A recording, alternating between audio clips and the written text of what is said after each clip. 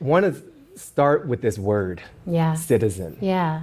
And we've both been doing work around tapping into the power of the people, the power within people. Yeah. And context for me is that I've been co-creator and producer and partial voice of this media movement called How to Citizen. Yes, you have. Where we take citizen to be a verb.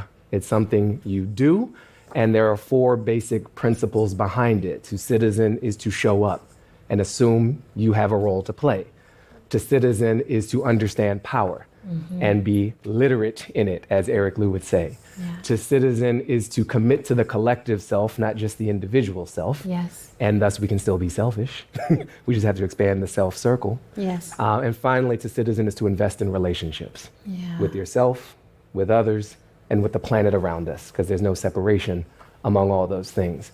And for us, and for me, this was born in part out of a lack of invitation to do more on the part of the people. Give me your money, vote for me, and kind of stop there. How do you think about this word citizen, what it means or what it can mean? First of all, I really like 4 pillars. I mean, I really like when there's like a clear lineup. I'm not going to give you that. I love it. That's why we have different people on the stage.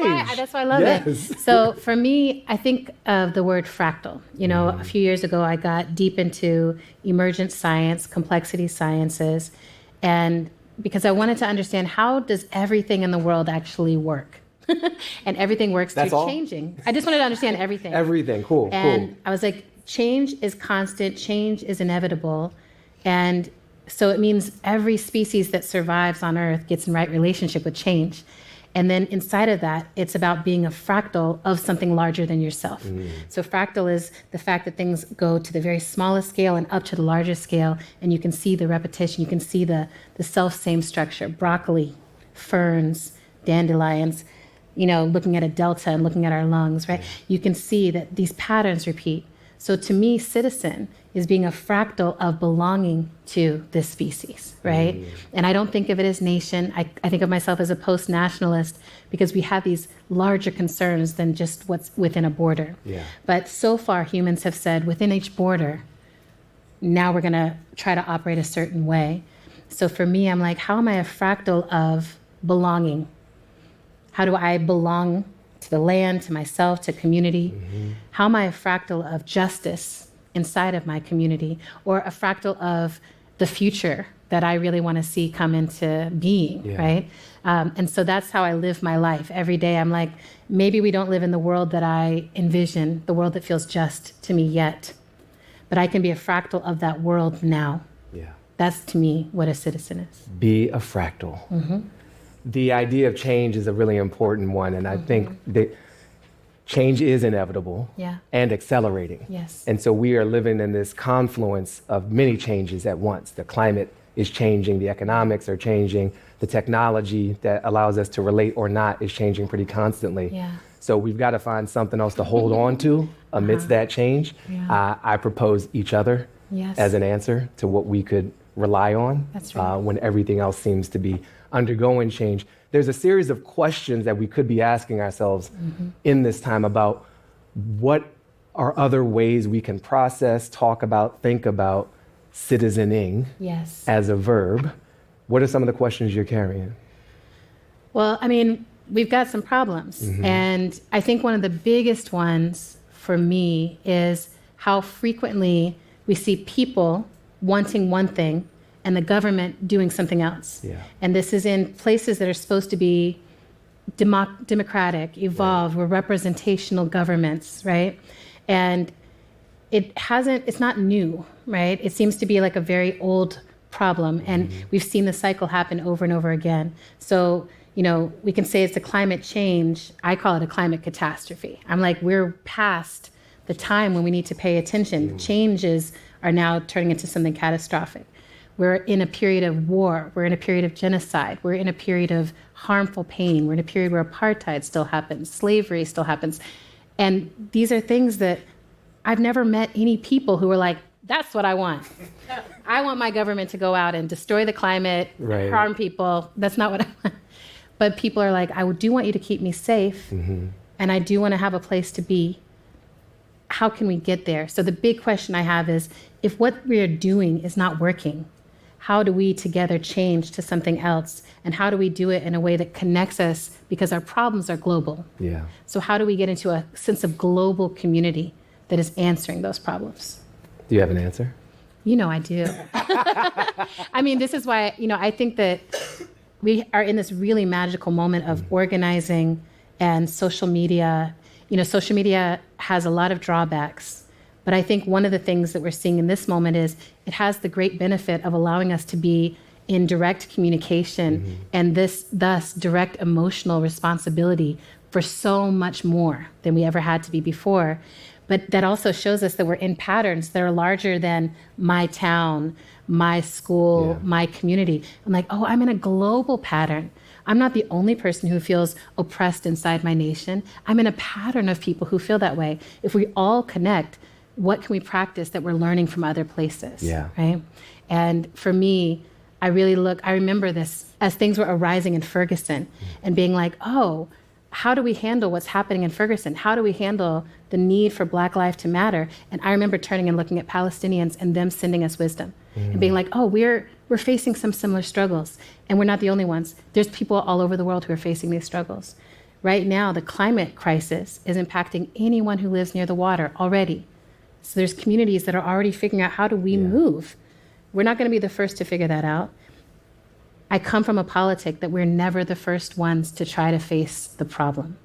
And we're never the first, and we will not be the last. We're not the last. Our job is to move it along. And there's a humility. This is not the answer that anyone wants, but there's a deep humility of being able to say, we don't know. Yeah. And I think that as Americans, we almost never say that. Our internal empire is always so strong that we're like, we know what to do, and we're going to tell everyone else what to do. I'm like, what if we don't? Yeah. What if we are failing at democracy and we can't export that to anyone else? What if we have to learn about it from others? I am holding space for what you just shared. Thank you. And on this question, the fractal comes back a lot. Yeah. And I think this gap between what a government does and what people want in so many ways being so large is also this loop of an opportunity. Yeah. Where sometimes what needs to change is us. Yes. In order for the systems that we produce to change. Yeah.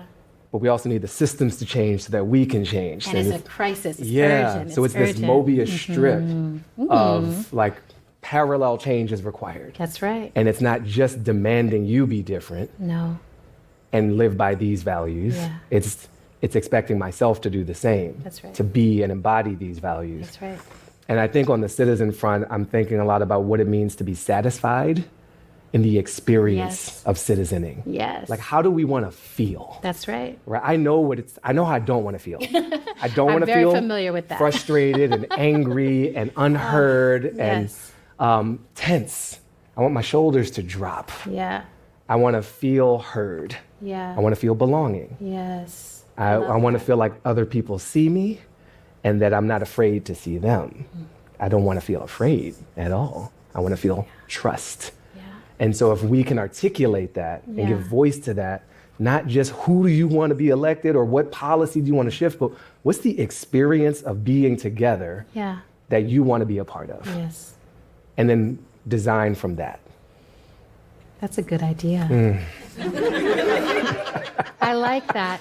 I love that. And peace, this satisfaction piece to me too, I think we've gone through so many cycles of being dissatisfied and not being able to create the changes we wanted, so that it becomes normal, right? It becomes like, oh, that's just what it is to be.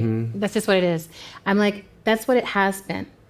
And that's because we're living inside the imagination of people who did not benefit in any way from us changing things, right? Yeah. So to me, part of the satisfaction is also saying, I get to imagine, and you get to imagine, and you get to imagine, and disabled people get to imagine, indigenous people get to imagine, you especially. Yes. Nice hats, everybody. And whoever's watching this, also, you get to imagine, imagine. It would be so satisfying to me to say, I imagine a world in which the children that I love are safe, and I can make that happen. Yeah. That's so simple, but it's so what I want. There's an expansion possible here. And the practice of citizening and belonging and mutual care for each other, I think our muscles have atrophied a bit, but Yep. it's never too late. I'm like, wait, practices. I wrote that down. How do we continue to practice? Okay, I have one main thought I'll come to, okay? I like the countdown. So I think it's all wrapped up in this ball of care and repair. I think really what it is care and repair. If we are in a practice where when things go awry, we know we can repair them, and we think about repair, and we have mediation, and we have facilitators who are like, oh, my job is to bring some repair into the circumstance. I think that then means we can believe it when people say they care and offer care to us. So, I think we're living on an open wound right now. I'm critical of the United States because we were founded through a genocidal colonial act, and we never actually repaired it. Yeah. And then we kept building on top of it with more harm. I'm here because of harmful acts, and we kept building and building on top of it, and we never repaired. And so without that repair, now it's normal to live in an extremely violent, extremely unjust world because that's what we created. That's what was founded, right? So I think we need deep repair, and then I can believe, oh, this place actually cares about my existence. And then care is built into our society, health care, educational care, like care for how people live and die, care for how people feel. I'm like, I don't want to feel like you're just manipulating me with acts of care. I want to feel like you really see me from birth to death as something that belongs to you and you belong to me. And if things go awry, I will repair them, and I can care for you, and you can believe me because I show you in my actions, not just in my speeches every 4 years, but in everyday actions, you see my care. So you're practicing care. You're practicing care. And I'm a facilitator, so to me, it's like facilitation is the way you care for a group. I would rather elect facilitators in chief. I would rather have facilitators running every town. I'm tired of pontification. I want people who care and who know how to hold people with care. I really feel that, and I think there's a mathematical obviousness to the fact that our problems are too big for one leader to solve. Say it. We need all of our talents, all of our experiences, all of our failures to be brought to bear on our problems and our opportunities. We need a facilitation, a facilitator, a way to bring all this together and coordinate it. That's right. So that we can unlock this greater strength that we have only together. Yes. And the other path is predictably unsatisfactory. We're never going to get there. We're not going to get there. We're not going to have, I think But it'd be it's orgasmic alluring. yes, right? Orgasmic yes. Orgasmic yes. I'm like, democracy, a democratic place should be an orgasmic yes, where you're like, I can go out and say what I want, and we can co-create that. That to me is what, I think that's what the intention was once. I think that's what it needs to be now. I love the idea that we get to create it through our practices now. I want to close this on the practice of imagination and some of the acknowledgement you have brought up. And one of the ways I categorize where we are is holding two truths at the same time. Democracy is dying. It is in crisis. The version we've inherited, some of it needs to die. It was not designed for all of us. It is not fit for the current circumstance as implemented. We can acknowledge that end. And we need to have ceremony around that. And we can acknowledge the new democracies that are being born. The new practices, the citizens' assemblies, the new polling methodologies, the direct democracies, the deliberative democracies, the community-operated gardens that are giving us ways to see each other, care for each other, and practice citizening together. And so we have to have a funeral and a baby shower. That's right. At the same time. I really love this. And the only thing I would add to it, right, because I keep thinking about how there's not one way. And I think as humans, we're supposed to let go of the idea that there's one way. I think we need to have many funerals and many babies born, right? So there's a lot to grieve, and only you know which part of the grief you're carrying, but everyone's got a part of it. And if you all get to lay it in the ground, and then we all show up for each other, I'm going to show up for yours, you show up for mine, and then we all get to doula the next world into being. I mean, it's a really great job. I don't know if you've ever been at a birth, but can you imagine birthing a world we wanted to live in and that wanted us there? Let's go. Let's do that. Let's go, and then let's tell that story so we can live that story. Let's do it. I'm in. I'm in with you. Adrienne. Sorry. Yay! Thank you. 恳请点赞，订阅我们的频道，一起学习演讲中的实用英语。